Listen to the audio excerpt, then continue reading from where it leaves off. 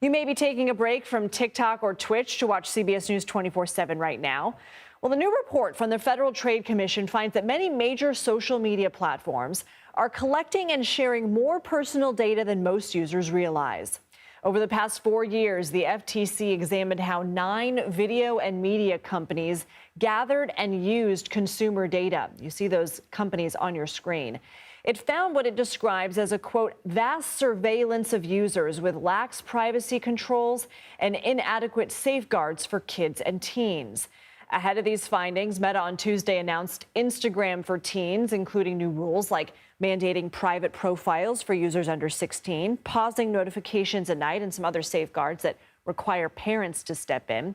TikTok has also been in the news this week. The platform faces a potential ban in the U.S. if it doesn't divest from its China-based parent company, ByteDance. There have been concerns about data sharing with China, and representatives argued their case in a federal appeals court Monday. For more on this story, let's bring in Cecilia Kong. Cecilia is a technology reporter for the New York Times who's been covering these tech companies and the efforts to regulate them. Cecilia, thanks for being here. When we think about the apps that we watch are watching us, we don't mean literally, obviously, but what behavior are they tracking?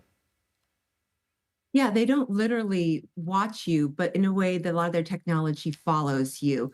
What we're talking about is how the companies are trying to figure out more and more about their users, and they're tracking information such as a user's age, gender, location, language, all kinds of demographic data, and in some cases, even more detailed, like the way that a person shops, their marital status, even their education level. There's all kinds of capabilities by these companies, and this is the first time the FTC has tried to take a very broad, comprehensive look into the practices of these companies. How would they know, just based on my viewing habits, what gender or age or marital status I have? And then once they have this info, how do they use it? Yeah, they're using all kinds of technologies and methods to get this data. They're using tracking technologies such as pixels, which are snippets of code that follow users around to where they visit on websites. They're buying data from data brokers. Those are companies that actually collect information about all users really and sell them to other companies who want to do advertising.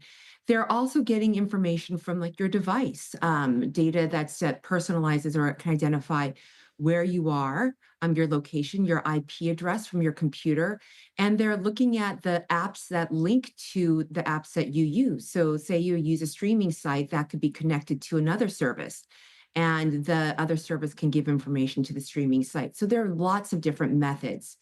And the way that they're using this is primarily for two reasons. Is to advertise, is to make sure that the advertisers who want to buy or put their ads or brands in front of consumers know as much as possible about the people who are visiting their sites. So this is for targeted advertising is what it's called.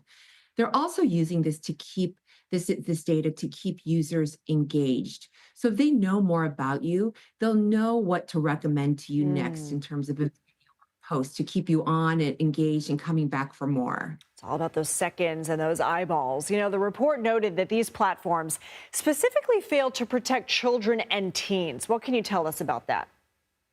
Yeah, what the Federal Trade Commission saw and was able to see across these 9 companies is that many of the companies said that they do not allow users under 13. But it was so evident in the Federal Trade Commission's research that there were many children online on these sites, and the companies were, in the words of the FTC, quote, sort of turning a blind eye. Willful blindness is a term that they used.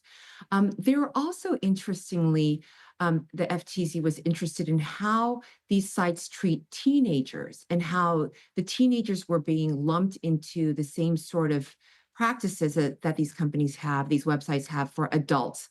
And that was a really interesting finding, Lindsay, in my mind, because there are actually no laws that prevent the tracking of teenagers. And that's something that right now lawmakers are trying to create, which is legislation that would better protect the privacy of users who are between 13 and 18, which is just a real sort of Wild West for the companies. So is that the next step here, that essentially now that these findings are public, goes to our lawmakers who have plenty on their plates, and then we have this election happening. I mean, do you expect that any action will be taken will be slow going? You know, I've followed this space for more than a decade, and I've seen probably more than a dozen privacy bills proposed on in Congress, and none of them have been passed. There's a lot of interest in passing one, and it's a bipartisan interest, but there's just a very strong lobby by the technology industry to prevent these laws from being enacted for whatever details. Many of it has to do with how strong these laws are. So I think it'll be really hard, just generally giving the track record, and especially because at this point, there's going to be very little passed in Congress before the election. Well, Cecilia Kong, we appreciate all that you do to stay on top of this and coming onto the show. We hope to have you back. Thank you.